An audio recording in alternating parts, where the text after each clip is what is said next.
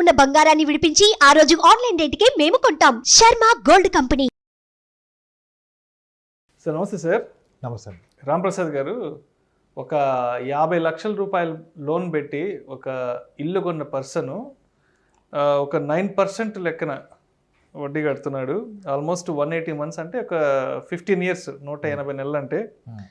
Monthly EMI వచ్చేసి 50,713 రూపాయలు కడుతున్నాడు. సో దాని మీద అంటే ఆ 50 లక్షల మీద ఓవరాల్గా ఇంట్రెస్ట్ వచ్చేసి 41,28,399 రూపాయలు. అంటే ఓన్లీ ఇంట్రెస్ట్ వరకే 41 లక్షలు పడింది. మొత్తము టోటల్ అమౌంట్ వచ్చేసి ఆల్మోస్ట్ 91,28,399 రూపాయలు. అంటే ఇంట్రెస్ట్ వచ్చేప్పటికి 41 లక్షలు పడింది. మెయిన్ అమౌంట్ వచ్చేసి 50 lakhs, ఆల్మోస్ట్ 91 lakhs అయింది. సో అదే దీన్ని అంటే మనం ఇప్పుడు 15 ఇయర్స్ గురించి మాట్లాడుకున్నాం, 180 మంత్స్ గురించి. ఇది మనం ఒక 3 ఇయర్స్కి కానీ అన్వయించుకుంటే ఆ 3 ఇయర్స్లో అతను ఆల్మోస్ట్ ఒక 18 lakhs కడతాడు. మొదటి 3 ఏళ్లలో మొదటి 3 సంవత్సరాల్లో 18 lakhs కడతాడు. మనం అంటే 50,000 లెక్కన కానీ మాట్లాడుకుంటే దాంట్లో ఒక 5 లక్షలే అమౌంట్ ప్రిన్సిపల్లో ఎగ్జిస్ట్ ఉంటుంది. ఆ మిగతా 45 లక్షలు అవుట్ స్టాండింగ్ ఉంటుంది కదా. అంటే ఇంత బర్డన్ అసలు ఏంటి అంటే చాలా చాలా పెద్ద బర్డన్ కదా ఇది. అంటే మనం ఎంత అమౌంట్ తీసుకున్నాం వల్ల అంత అమౌంట్కి ఇంట్రెస్ట్ చేసి కడుతున్నాం కదా. మీ క్వశ్చన్ నాకు అర్థమైంది.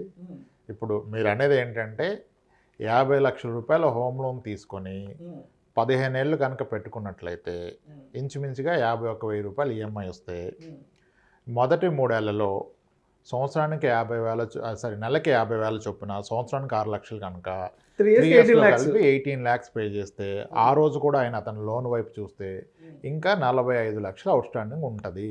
అంటే 18 లక్షలు పే చేసిన 18 లక్షల్లో ఇంచుమించుగా 13 లక్షలు ఇంట్రెస్ట్కే పోయింది కదా. ఇంత ఇంట్రెస్ట్ కట్టడం ఎంతవరకు కరెక్టు? అంతే కదా సార్. ఇది చాలా రాంగ్ పర్సెప్షన్, కంప్లీట్ తప్పు ఆలోచన ఇది. అంటే 50కి ఇంకొక 50 కడతాను ఆల్మోస్ట్. కానీ 15 ఏళ్లలో కదా సార్ మీరు కట్టేది, ఈరోజు కట్టట్లేదు కదా. యాక్చువల్గా అందరు ఎలా ఉన్నారంటే ఇనిషియల్ ఇయర్స్లో చాలా ఎక్కువ ఇంట్రెస్ట్ కడతామని ఫీల్ అవుతున్నారు. అసలు ఇంట్రెస్ట్ ఎక్కువ తక్కువ కట్టడం ఉండదు. మీరు కట్టే ఇంట్రెస్ట్ ఎంత అంటే మీకు బ్యాంకర్ చెప్పిన రేట్ ఆఫ్ ఇంట్రెస్ట్ కడతారు. ఇప్పుడు 9% లోన్ అని చెప్పారు కదా మీరు, అంటే మీరు కట్టేది 9%. ఫస్ట్ అది గుర్తుపెట్టుకోండి. ఎక్కువ తక్కువ లేదండి. మీరు కడుతున్న అమౌంట్లో ఎక్కువ మొత్తం ఇంట్రెస్ట్కి వెళ్తుంది, కానీ మీరు కట్టే ఇంట్రెస్ట్ ఎంత? మీరు తీసుకున్న అప్పు మీద 9%. అవును కదా. మన వాడుక భాషలో వడ్డీలు ఉంటాయి కదా, రూపాయి వడ్డీ, ధర్మ వడ్డీ అని. మరి 9% అంటే 30 వడ్డీ కదా, అది ఇంకా ధర్మ వడ్డీ కదా. అంటే ఫస్ట్ అర్థం చేసుకోండి, హోమ్ లోన్ అనేది నిజానికి ధర్మ వడ్డీ. కానీ మనం లెక్కల్లో ఇంత కట్టేస్తే వాడు అన్యాయం చేసేస్తున్నాడు అనుకుంటున్నాం. ఫస్ట్ 9%, ఈరోజు 9% దాకా ఉంది కాబట్టి 9% తీసుకుంటే కూడా 30 వడ్డీయే. 30 వడ్డీకి అప్పౌట్ ఇస్తాడు మనకి. ఎక్కడైనా మార్కెట్లో అవైలబుల్ ఉందా? లేదు. అదే గోల్డ్ మీద 9% వడ్డీకి తెచ్చుకుంటే చాలా గొప్ప లోన్ అనుకుంటున్నారు. గోల్డ్ మీద 9% తెచ్చుకుంటే అది కూడా 30 వడ్డీయే. ఇంటి మీద 9% తెచ్చుకుంటే ఎక్కువ అంటున్నారు. నిజానికి మీరు కట్టే వడ్డీ ఎంత అంటే పర్సంటేజే. గోల్డ్ మీద తెచ్చుకున్నప్పుడు ఏం చేస్తున్నారు, అప్పు అలాగ ఉంచి ఓన్లీ వడ్డీ కడుతున్నారు కాబట్టి మీకు బడ్డీని అనిపించట్లా కదా. ఇప్పుడు 10 లక్షలు తెచ్చుకున్నాడు గోల్డ్ మీద లోను, 90,000 వడ్డీ కడుతున్నాడు సంవత్సరానికి. సో ఈ ఫీల్ చాలా సింపుల్ కడుతున్నాను అనుకుంటాడు. హోమ్ లోన్ మీద కూడా మీరు కట్టే వడ్డీ అదే కదా. దాని పైన కట్టిందంటే ప్రిన్సిపల్ అడ్జస్ట్ అయిపోతుంది. అసలు గోల్డ్ లోన్లో మీరు అప్పు తెచ్చట్లా, వడ్డీయే కడుతున్నారు. ఇప్పుడు ఆ లోన్స్ వచ్చేసినాయి కదా. హోమ్ లోన్లో మీరు అసలు ప్లస్ వడ్డీ కడుతున్నారు. నిజానికి అది ఇది ఒకటే రేటు. ఇంకొక లాజిక్ ఆలోచించుకోండి. మీరు హోమ్ లోన్ తీసుకున్నప్పుడు అసలు మీరు కట్టింది 20 లక్షలు, మీరు కొన్న ప్రాపర్టీ 1 కోటి రూపాయలది. ఆ ప్రాపర్టీ ఎవరు ఎంజాయ్ చేస్తున్నారు? లోన్ ఇచ్చినోడా మీరా? బ్యాంకర్ ఎంజాయ్ చేస్తున్నాడా మీరా? మనమే కదా ఎంజాయ్ చేస్తాం. లోన్ తీసుకున్నాం అంటే డబ్బేమో బ్యాంకర్ది, సోక్ ఎవరిది? మనం ఎంజాయ్ చేస్తున్నాం. అది వచ్చిన ఇంట్రెస్ట్ ఎంత? 9%. అదే గోల్డ్ 9% వస్తే గొప్ప లోన్ అంటున్నారు. కానీ 9% గోల్డ్ మీద లోన్ తీసుకుంటే మీ గోల్డ్ బ్యాంకులో పెట్టాలి. మీ దగ్గర గోల్డ్ ఉండదు, చేతిలో ఉండదు. ఇక్కడ ఇల్లు మీ చేతిలో ఉంది, మీరు ఉన్నారు, మీరు కడుతుంది 9. ఏది చీప్ ఇంట్రెస్ట్? గోల్డ్ లోనా హోమ్ లోనా? ఖచ్చితంగా హోమ్ లోన్. ఆ ఇంటి మీద మీకు 1 కోటి రూపాయలు ఇల్లు అయితే మళ్ళీ 25,000 అద్దె వస్తుందిగా మీరు లేని పక్షంలో. ఈ రిటర్న్ కూడా వస్తుంది. ప్రాపర్టీ మీరే ఎంజాయ్ చేస్తున్నారు. ఓన్లీ పనికిరాని పేపర్స్ బ్యాంక్లో ఉన్నాయి, ప్రాపర్టీ మీ దగ్గరే ఉంది కదా. సో ఫస్ట్ అర్థం చేసుకోవాల్సింది, హోమ్ లోన్ ఇంట్రెస్ట్ అనేది చాలా తక్కువ ఇంట్రెస్ట్. కదా. ఆ తక్కువ ఇంట్రెస్ట్ ఉన్నప్పుడు మీరు తీసుకుంది 50 లక్షలు కనుక దాని మీద వడ్డీ పడుతుంది మీకు. ఇంచుమించుగా మీరు తీసుకున్నప్పుడు ఇనిషియల్ మంత్లో మీరు కట్టిన 50,000 ఈఎంఐలో 13,000 ఏమో అసల్లోకి పోతే 13,000 అసలుకి పోతే మిగిలింది అసల్లోకి పోతే మిగిలింది వడ్డీ కింద వెళ్తుంది. 37,000 రూపాయలేమో వడ్డీ కింద వెళ్తుంది, ఆ 13,000 రూపాయలు ఏమో అసల్లోకి వెళ్తుంది. అది చూసి అందరు లబోదిబా 30,000 వడ్డీ కడుతున్నట్టే మరి నువ్వు తీసుకుందాను 1,00,000 2 లక్షలు 50 లక్షలు కదా, 50 లక్షలు కదా. మరి 50 లక్షలు తీసుకున్నప్పుడు 30,000 వడ్డీ నువ్వు కట్టేది. మొత్తం ఇక్కడ నిజానికి మనకే ఫేవర్ దొరుకుతుంది. మనం ఆ కట్టే 50,000 రూపాయల్లో అసలు ప్లస్ వడ్డీ కడుతున్నాం. ఇప్పుడు సింపుల్ లాజిక్ మీరు ఇచ్చింది మంచి లెక్క. అది 50 లక్షల రూపాయల హోమ్ లోన్కి 15 ఏళ్ల పాటు పెట్టి 9% వడ్డీ పెడితే నేను కడతన్న అసలు ప్లస్ వడ్డీ కలిపి 50,700 రూపాయలు. అదే 50 లక్షలు బయట రూపాయి వడ్డీకి తెస్తే మీరు కట్టాల్సిన వడ్డీయే 50,000. ఇక్కడ 50,000లో మీ అసలు ప్లస్ వడ్డీ తీరుతున్నప్పుడు ఎన్నాళ్ళు కడితే మీకు ఏంటండి నొప్పి? ఎన్నాళ్ళు కడితే ఏంటి? మొత్తం మనం లెక్కలు వేరేలాగా వేస్తున్నాం. యాక్చువల్గా ఎక్కువ రేట్ ఆఫ్ ఇంట్రెస్ట్ కట్టడం అనేది ఉండదు. రేట్ ఆఫ్ ఇంట్రెస్ట్ సేమ్, మనం కడుతున్న దాంట్లో ఎక్కువ పోర్షన్ ఇంట్రెస్ట్కి వెళ్తుంది. రాను మీరు మీరు కడుతున్న అమౌంట్లో ఇంట్రెస్ట్ కడుతున్న అమౌంట్ తగ్గుతుంది. ఎందుకంటే మీరు కడుతున్న 100 రూపాయలు 90 పైసలు వడ్డీకి వెళ్తే 10 పైసలు అసలు వెళ్తుంది కదా. ఒక 1 ఇయర్ అయ్యాక మీ ప్రిన్సిపల్ తగ్గుతుంది, దాని మీద వడ్డీ వేస్తారు. రాను మీకు వడ్డీ తగ్గుతుంది. సరే మీరు చెప్పిన కేసే తీసుకుందాం. ఇప్పుడు 15 ఏళ్ల పాటు తీసుకుంటే 50 లక్షల రూపాయలకి 50,000 ఈఎంఐగా వచ్చింది. ఇప్పుడు ఆ 50 లక్షలు అంటే లోన్ 50 లక్షలు అంటే ఆయన ఒక 70 లక్షల ప్రాపర్టీ కొని ఉంటాడు. దాని మీద రెంట్ ఈరోజు ఒక 20,000 ఉంటుంది. ఓకే, హైదరాబాద్ లాంటి సిటీలో రెంట్ ఒక 10 ఏళ్ళకి రెట్టింపు అవుద్దండి, ఇంచుమించుగా అయిపోతుంది. మరి ఇప్పుడు 22,000 రెంట్ వస్తే 10 ఏళ్ళ తర్వాత మీరు రెంట్ ఎంత వస్తుంది ప్రాపర్టీ మీద? 40,000. ఇంక మీరు కట్టే ఈఎంఐ ఏముంది? 6,000 కదా కదా.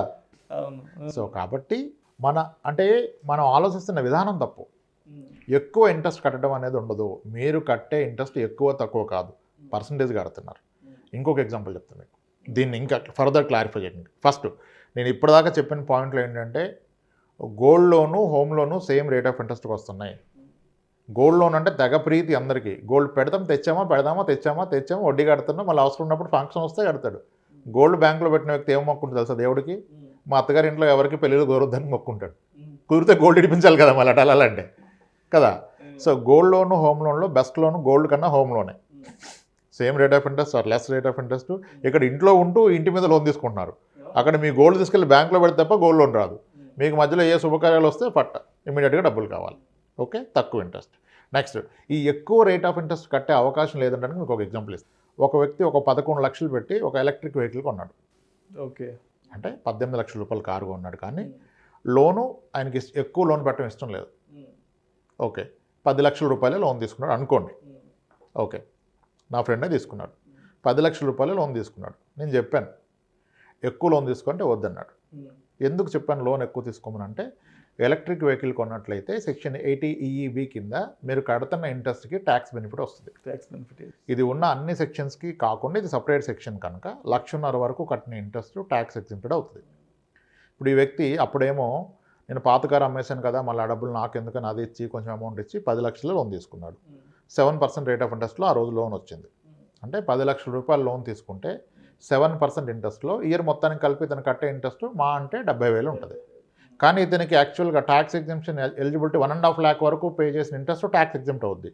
కానీ ఇప్పుడు 70,000 కడుతున్నాడు కదా, అంటే ట్యాక్స్ మినిమం 70,000కే వస్తుంది, 1,00,000కి రాదు. సో అరే లాస్ అయిపోతుంది కదా, ఎలా నేను ఎక్కువ కట్టేస్తాను, మరి నాకు ఎక్కువ ఇంట్రెస్ట్ వస్తుంది అంటే ఇప్పుడు ఒకవేళ నేను ఎక్కువ అమౌంట్ కడితే లోన్కి అది ప్రిన్సిపల్ అడ్జస్ట్ అయ్యేది, ఇంట్రెస్ట్ కింద పోదు. అంటే ఫస్ట్ అర్థం చేసుకోండి, మీరు ఎక్కువ ఇంట్రెస్ట్ కట్టే అవకాశమే లేదండి. హయ్యర్ ఇంట్రెస్ట్ కట్టే అవకాశమే లేదు. ఇప్పుడు ఎలక్ట్రిక్ వెహికల్ తీసుకున్న వ్యక్తి 10 లక్షలు లోన్ తీసుకుంటే 7% వడ్డీలో ఫస్ట్ ఇయర్ 70,000 కట్టాడు. అరే నీకు 1,00,000 వరకు కట్టినా నాకు ట్యాక్స్ బెనిఫిట్ వస్తుంది కదా, నేను 70 ఎందుకు ఎక్కువ కడతాను, బ్యాంక్ దగ్గరికి ఇంకో 1,00,000 రూపాయలు కడితే ఆ 1,00,000 దేంట్లో అడ్జస్ట్ అవుద్ది? ప్రిన్సిపల్ అడ్జస్ట్ అవుద్ది. ఇంట్రెస్ట్ కింద కట్టలేరు ఎక్కువ. మీరు ఎక్కువ మొత్తం కడితే అది ప్రిన్సిపల్ వెళ్ళిపోద్ది కదా. ఇప్పుడు అతను ఫీల్ అవుతున్నాడు, అరే మీరు చెప్పింది కరెక్ట్ అయింది, ఆ రోజే 18 లక్షలు లోన్ తీసుకుంటే కనీసం నాకు ఒక 1,40,000 దాకా బెనిఫిట్ వచ్చేది, ఇప్పుడు 70,000కే వస్తుంది సార్. నేను అనుకున్నాను డబ్బులు ఉంటే ఎక్స్ట్రా కట్టొచ్చు కదా అనుకున్నాను, కానీ ఎక్స్ట్రా కడితే ప్రిన్సిపల్లోకి వెళ్ళిపోద్ది కదా, ఇంట్రెస్ట్లోకి వెళ్ళదు కదా. ఈ పాయింట్ మిస్ అవుతున్నారు. సో ఎక్కువ ఇంట్రెస్ట్ కట్టే అవకాశమే లేదు. మీరు కడతన్న ఇంట్రెస్ట్ ఎంత అంటే మీరు కడతన్న అమౌంట్లో ఎంత అమౌంట్ ఇంట్రెస్ట్ కానీ కాదు, పర్సంటేజ్నే పట్టుకోండి. హోమ్ లోన్ ఇది చీపెస్ట్ లోన్. ఎన్నిసార్లు చెప్పినా అది చీపెస్ట్ లోన్. నన్ను అడిగితే మీ దగ్గర డబ్బులున్నా, ₹1,00,00,000 ఉన్నా, ₹1,00,00,000 ప్రాపర్టీ కొంటున్నానంటే ₹1,00,00,000 పెట్టుకోనొద్దు, లోన్ తీసుకొని. ఇప్పుడు మనకు కొన్ని సొల్యూషన్స్ ఉన్నాయి కదా, మ్యాక్స్ గెయిన్ లోన్స్ అని గతంలో మాట్లాడాం మనం. ఆ హోమ్ లోన్ అకౌంట్లో అమౌంట్ ట్రాన్స్ఫర్ చేస్తే మీకు హోమ్ లోన్కి ఇంట్రెస్ట్ పడదు. సింపుల్. అలా ఉంటుంది, లోన్ ఇంట్రెస్ట్ పడదు. ఈ డబ్బులు అకౌంట్లో ఉన్నాయి, రేపు చిరాకు వస్తే కొట్టేస్తే లోన్ క్లోజ్ అయిపోద్ది కదా, అలా పెట్టుకోండి. రేపు అవసరం ఉన్నప్పుడు ఈ డబ్బులు తీసుకొని వాడుకోండి. ఆ తీసుకుని వాడుకున్న డబ్బులకి మీరు హోమ్ లోన్ ఇంట్రెస్టే పే చేస్తారు కదా. సొంత చీప్ లోన్ ఇంకేది రాదు కదా. కాబట్టి ఎక్కువ ఇంట్రెస్ట్ కట్టడం అనే ప్రసక్తే ఉండదండి. ఇనిషియల్ ఇయర్స్లో ఎక్కువ ఇంట్రెస్ట్ కట్టేస్తున్నాను, ఇప్పుడు వడ్డీ అంతా కట్టేసావు కదా, ఇప్పుడు లోన్ తీసుకుంటారు. అట్లా ఏం లేదు, వడ్డీ అంతా ఎప్పుడు కట్టలే. అక్కడున్న ప్రిన్సిపల్ అవుట్ స్టాండింగ్ మీద వాట్ ఎవర్ అగ్రీడ్ ఇంట్రెస్టే కడతారు, 8%, 9%. ఎక్కువ వడ్డీ కట్టే ప్రసక్తే లేదు. కానీ సైకలాజికల్గా ఫీల్ అయిపోతాం. ఇప్పుడు మీరు చెప్పిన కేసులో 91 లక్షలు కడితే 41 లక్ష వడ్డీకి వెళ్ళిపోతుందని అన్నారు. మరి ఇవాళ కట్టాడా రేపు కట్టారా? 15 ఏళ్ల పాటు కట్టావు కదా, ఎవడిస్తాడు నీకు 15 ఏళ్ల పాటు? ఎవరు కదా. సో ఎక్కువ వడ్డీ కట్టడం అనే కాన్సెప్ట్ లేదండి. Right. Thank you sir, thank you so much Ramprasad గారు. Right sir.